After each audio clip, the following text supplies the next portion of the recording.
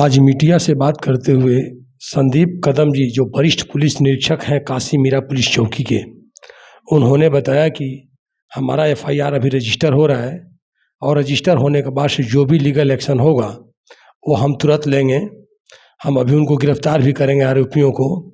तो देखिए संदीप जी आगे क्या कार्रवाई करने वाले हैं, खुद संदीप जी का जुबानी सुनिए। में हमें हॉस्पिटल से एमएलसी मिली है। उसके एमएलसी हमें मिलने के बाद हम लोगों ने उसके जो पिताजी है उनका खबर लेके हम लोगों ने ADR number 29/2023 under section 174 of CrPC immediately register किया है और उसका इन्वेस्टिगेशन हम लोगों ने किया है। देन उनके जो पिताजी है उन्होंने कुछ डाउट्स यहाँ पे बोला था, तो उनका स्टेटमेंट रिकॉर्ड करके अभी जो लीगल एक्शन एफआईआर रजिस्टर करने का हमारा काम चालू है। हमारा एफआईआर अभी इमीडिएटली रजिस्टर हो जाएगा। सर, किन धाराओं के तहत मामला दर्ज हो सकता है? हाँ, अभी तो बेसिकली और प्राइमरी जो मेरे सामने जो आया है वो आईपीसी 306 है, देन 304B है, 498 है और आईपीसी 34 के तहत हम लोग ये एफआईआर रजिस्टर कर रहे हैं। सर ये घटना कब हुई है सर? ये घटना हमें जो घटना 24 तारीख का है, लेकिन हमें जो हॉस्पिटल से जो इंटीमेशन लेटर मिला है 25 तारीख को रात को 00:30 यानी 25 तारीख को हमें ये इंटीमेशन हॉस्पिटल से लेटर मिला है। मेरा नाम अमर दिवाकर मिश्रा है। सर बताइए, आपका क्या आरोप है? फांसी लगाई है या लड़की ने किया, उसको मार, क्या पूरा आरोप है? फांसी नहीं लगाया है, उसको मार दिया गया है। मारने के बाद उसको फांसी का रूप दिया जा रहा है और हमको तब इंफॉर्मेशन मिलती है जब बॉडी को वकार्ड हॉस्पिटल में लेके पहुंच जाते हैं। उसके बाद इंफॉर्मेशन देते हैं, उसके पहले उसका कुछ पंचनामा कुछ नहीं करते हैं और वो बोलता है कि फिर अब मुझे यहाँ से जो है दूसरे हॉस्पिटल में शिफ्ट करना है। तब पता चलता है कि वो क्यों गिर रहे हो, तो बोलता है, डॉक्टर को फोन दे देता है और डॉक्टर बताता है कि ये बॉडी डेड आई थी, करीब आधा घंटा पहले ही बॉडी डेड हो चुकी थी। जो है उसके गाल पे मारने का पूरा निशान था, पूरा मुक्के का निशान था। वो फांसी नहीं लगाई है और इतनी कमजोर मेरी लड़की नहीं थी कि वो फांसी लगाएगी। आपको क्या टॉर्चर कर रहे थे, मतलब आप क्या कहेंगे इस बारे में, कैसे टॉर्चर करते थे? उसका फोन लेकर के रख लेते थे, उसके ऊपर गलत लांछन लगाते थे, उसको मानसिक टॉर्चर करते थे, उससे फ्लैट की डिमांड करते थे। और उन्होंने जुहू का बंगला बताया मेरा बंगला है, जो कि वो दूसरे का है। पूरी तरीके से बताया कि मेरा जो है यहाँ ये है, क्या कहते हैं, अपना आटे की चक्की है, होटल है और सब जितना भी बताया उन्होंने गलत तरीके से, गलत इंटेंशन से बताया। और एक बार जो लड़का ये भी बोला अपने आसपास में जाके कि मैं लड़की को जाकर के उसके घर छोड़ आया हूँ, जो है अब मैं दूसरी शादी करूंगा। जो है इस तरीके से वो अपने सोसाइटी में जहाँ रहता है उसने वहां भी बता दिया। आपका क्या कहना, मतलब वो जो लड़का क्या करता था, आपको क्या बताया था? जब वो आया छोड़ने के लिए तो मैंने उसको फोन किया, फिर जो है कि काम करो, अगर लड़की को छोड़ रहे हो तो मैंने जितना भी सामान दिया है, जितना कैश दिया है तुमको, वो सारा चीज मेरा रिटर्न दे दो। तो माफी मांग करके दूसरे दिन मेरे घर से लिवा के गया वो। आपको क्या लगता है, आपकी क्या मांग है? मेरी मांग है कि मेरी बेटी के साथ न्याय होना चाहिए। अगर मेरी बेटी गई है तो जो भी लोग उसमें इन्वॉल्व हैं, मनीष मिश्रा, प्रेमलता मिश्रा, अभय मिश्रा, पायल मिश्रा, जयराज मिश्रा, पूर्णिमा मिश्रा, इन सब को सख्त से सख्त जो भी सजा हमारे प्रावधान में बनता है वो सजा उनको मिलनी चाहिए। सर बड़ी दुखद घटना है बिटिया के साथ, क्या कहेंगे? देखिए, शादी के इतने कम दिनों के अंदर कलहपूर्ण जीवन हो जाए तो मुझे लगता है कि पुलिस ने इसको प्रथम दृष्टया सुसाइड केस मानने के बजाय आत्महत्या के लिए प्रेरित करने का भी मामला बनता है और ये पूरे तौर पर हत्या है ऐसा किसी को भी देख के लगेगा मुझे। और पुलिस अगर एफआईआर लेती है तो उसमें दूध का दूध पानी का पानी हो जाएगा। सबसे बड़ी बात है समाज के एक बड़े वर्ग को ये सोचना पड़ेगा कि जिस तरह से वैवाहिक जीवन में कलह आता है लड़के की वजह से, लड़के के परिवार की वजह से, इस बात को समय रहते अगर चेता गया होता। और मुझे लगता है कि आज समाज में इस बात को भी लेकर डर रहता है कि पुलिस के पास नहीं जाए।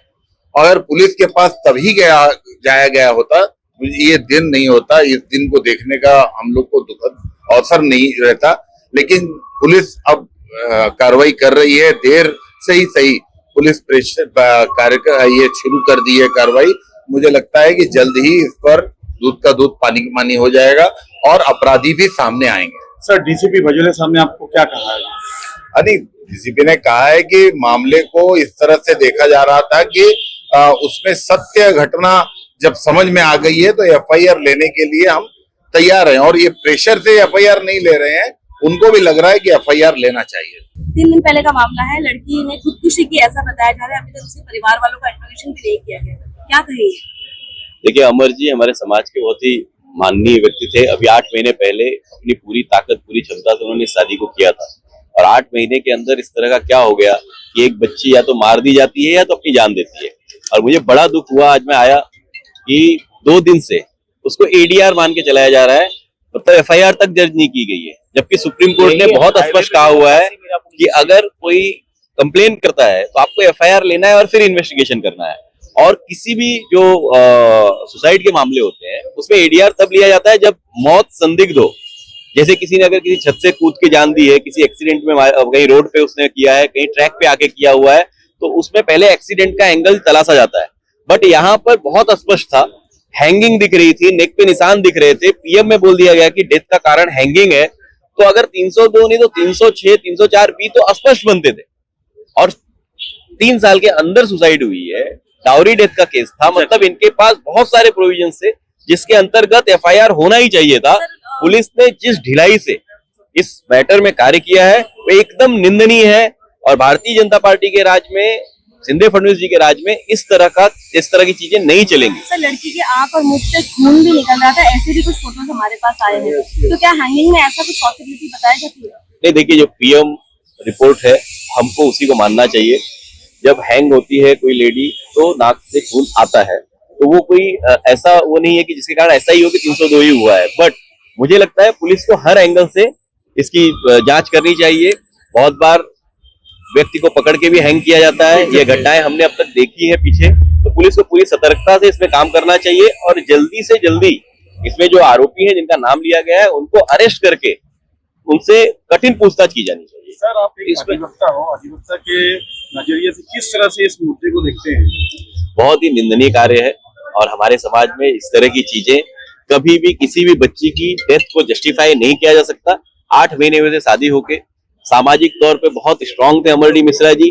अगर कुछ इस तरह की बात थी तो बैठ के इस पे बात की जा सकती थी, लेकिन परिवार ने उस बच्ची को इतना मजबूर कर दिया, या तो उसको मार के हैंग कर दिया गया या तो उसको सुसाइड करने में मजबूर कर दिया, और दोनों ही घृणित अपराध। सर, आप एक एडवोकेट हैं, तो मैं आपसे जानना चाहूंगा, एक बात इसमें मैं और ऐड करना चाहूंगा। देखिए, इसमें ललिता कुमारी का 2013 का सुप्रीम कोर्ट का जजमेंट है। जिस तरह से कॉग्निजेबल नॉन मेलेबल ऑफेंस हुआ था, इसमें पुलिस को इमीडिएट एफआईआर लॉन्च करना चाहिए था, जो नहीं हुआ। यहाँ के सीपी माननीय मधुकर पांडे जी से हम लोग एक गुजारिश करते हैं कि जिन ऑफिसरों ने यहाँ पे लीपापोती की है उस पर उनके ऊपर सख्त कार्रवाई होनी चाहिए। वोकार्ड हॉस्पिटल के प्राइवेट डॉक्टर ने जिस तरह से इस केस को छुपाने के लिए जो साक्ष्यों को पूरी तरह से मिटाने का जो प्रयास किया है, उसमें डॉक्टर और पुलिस जिस तरह से मिलकर के लीपापोती किए हैं, उनके ऊपर पूरी तरह से कार्रवाई होनी चाहिए, एफआईआर में उनका नाम होना चाहिए। डॉक्टर अमर मिश्रा जी हमारे समाज के बहुत ही जड़ से जुड़े हुए व्यक्ति हैं वो, और उनके पिता का समाज में बड़ा ही योगदान है। उनके साथ पूरे समाज की सहानुभूति नहीं बल्कि समाज पूरी तरह से उनके साथ खड़ा हुआ है, और हर व्यक्ति, हम लोग एडवोकेट हैं, एडवोकेट ही नहीं, समाज का हर तबके का व्यक्ति एडवोकेट डॉक्टर अमर मिश्रा के साथ खड़ा हुआ है। पुलिस विभाग से गुजारिश है, आज कहने के बाद जब हम लोग आए हैं तो यहाँ उसके बाद तब उन्होंने इन्वेस्टिगेशन ऑफिसर को चेंज किया है, एफआईआर लॉन्च करने की प्रक्रिया में जुट गए हैं। लॉ एंड ऑर्डर का मामला उनको दिख रहा था कि शहर में और वीआईपी दौरा था, इसके लिए हमने नहीं कर पाया। ये मतलब फिर आम आदमी को न्याय मिलेगा कहां से? पुलिस के ऊपर से देश में आज 21वीं सदी में यहाँ पे डाउरी डेथ के मामले हो रहे हैं, इतने इन्फ्लुएंशियल परिवार के साथ इस तरह की घटनाएं हो रही हैं, ये बहुत ही निंदनीय है। यहाँ की काशी मीरा पुलिस का हम लोग घोर निषेध करते हैं, और किसी के साथ, चाहे आम आदमी हो या खास आदमी हो, सबके साथ इनजस्टिस नहीं होना चाहिए, नेचुरल जस्टिस होना चाहिए, और इसमें हम लोग उस व्यक्ति को न्याय दिला करके रहेंगे। पुलिस के ऊपर कोई दबाव है? पूरी तरह से जिस तरह से अभी तक 72 घंटे बीत गए हैं, सुप्रीम कोर्ट के कहने के बाद भी इस तरह से अगर एफआईआर लाजमी हो तो इसमें से अगर दबाव नहीं तो क्या है? बिल्कुल पूरी तरह से इस सुनियोजित तरीके से, एक षड्यंत्र के तहत इस तरीके से इस केस को दबाया जा रहा है, इसके साक्ष्यों को दबाया जा रहा है। लेकिन यहाँ पे बॉम्बे हाईकोर्ट के वरिष्ठ अधिवक्ता एडवोकेट अखिलेश चौबे जी हैं, मैं स्वयं राजकुमार मिश्रा एडवोकेट, और हमारे समाज के विभिन्न तबके के लोग हैं, पत्रकारों का पूरा सहयोग है। निश्चित रूप से इस बात को अभी एसीपी के आने के बाद उन्होंने आश्वासन दिया है। संदीप कदम जी अभी एक्टिव हुए हैं एफआईआर लॉन्च करने की प्रक्रिया में, 72 घंटे के बाद अभी आए हैं। हम लोगों को विश्वास है कि जो देरी हुई है निश्चित रूप से। आज आप काशी मीरा पुलिस स्टेशन में आई हैं, क्या मामला है? आप अपना परिचय देते हुए मैडम बताइए। मेरा नाम चंद्रावती त्रिपाठी है। मैं अखिल भारतीय ब्राह्मण एकता परिषद की महाराष्ट्र महिला प्रदेश अध्यक्ष हूँ। और ये डॉक्टर अमर मिश्रा जी की बेटी के साथ एक जो भी कुछ दुर्घटना हुई, तो इसके बारे में मुझे पता चला तो बिल्कुल बहुत ही दुख हुआ। और यहाँ आने के बाद ये भी पता चला कि 3 दिन से एफआईआर भी दर्ज नहीं हुई, जो कि बहुत ही निराशाजनक है। और पुलिस का ये रवैया बिल्कुल भी उचित नहीं है। और हम ये चाहते हैं कि जल्द से जल्द बच्ची को न्याय मिले। आज इतने सारे लोग जब यहाँ पर इकट्ठा हुए हैं तो क्या करके ये एफआईआर दर्ज हुई है, तो इसे मैं अपने सामाजिक एकता को भी मैं बहुत धन्यवाद दूंगी। और मुझे ये बहुत जो है कहते हुए दुख हो रहा है कि आज के ज़माने में जब हम इतनी तरक्की कर रहे हैं, महिलाओं के साथ इस तरह का व्यवहार और इस तरह की घटना ये बहुत दुखद है। और प्रशासन से क्या मांग करेंगे आप? सरकार से मेरी बस यही मांग है कि बच्ची को जितना जल्द हो सके जल्द से जल्द इसे न्याय मिले। डॉक्टर अमर मिश्रा को और उनकी बेटी को जल्द से जल्द न्याय दे महाराष्ट्र सरकार और पुलिस प्रशासन। सांगा काय नेमकं प्रकरण आहे आणि काय काय झालेलं आहे, काय मागणी आहे? म्हणजे आम्ही लोक माझ्या बॅचलर्स पासूनच आम्ही मैत्रिणी होतो। आम्ही सगळ्यांनी MCA करून मास्टर्स करून म्हणजे IT मध्ये आम्ही आता सगळे जॉब करतो। ती पण शिकलेली आहे खूप आमच्यासारखीच आणि कमवते चांगलं। आणि नंतर तिच्या आईवडिलांनी तिचं लग्न करून दिलं, तेव्हा आम्हाला कळलं की तो खूप रिच आहे, जुहूमध्ये त्याचं घर आहे, सिव्हिल इंजिनियर आहे आणि बरंच काही ॲडव्होकेट आहे, लँड ओनर्स आहेत, असं सगळं माहिती पडलेलं। तर आम्हाला वाटलं चला चांगलं आहे, लग्न वगैरे खूप भारी केलं तिच्या वडिलांनी। JW मॅरेटमध्ये एंगेजमेंट केली, इस्कॉन ज्यूच्या टेम्पलमध्ये मोठं लग्न केलं, दागिने डुगिने सगळं काही दिलं मुलगीला। जसं एक वडिलांचं असं असते की माझी मुलगी गेली पाहिजे तसं केलं। त्याच्यानंतर तिला मेमध्ये तिचा गौरा केला, गौरामध्ये पण तिने खूप दागिने घालून ती गेली सासरी। मग त्याच्यानंतर असं झालं की ती आम्हाला भेटलेली गणपतीच्या टायमाला एक वेळा मला भेटलेली आणि माझ्या घराच्या गृहप्रवेशच्या टायमाला ती मला एक वेळा भेटलेली। तर मी तिला विचारलं की बाबा आता लग्न झालं, कसं चालू आहे, कसं वाटते, नवरा अरेंज मॅरेज केलं, काय आहे चालू? तर ती बोलते केलं तर आहे पण ते बरोबर नाही आहे। त्यांचे म्हणजे सिव्हिल इंजिनिअरिंग जे त्याने केले त्याच्यामध्ये तो कामाला काही जात नाही आहे आणि मी जे कमवते ते त्यांच्या घरातच माझे पैसे जातात, अशी बोलली। आणि बोलली की मी वडिलांकडून पण कधी कधी तो मला बोलायचा की वडिलांकडून पैसे आण करून, तर वडिलांकडून सुद्धा तिने पैसे घेऊन खूप वेळा दिलेले। फ्रॉड आहे असं बोलली।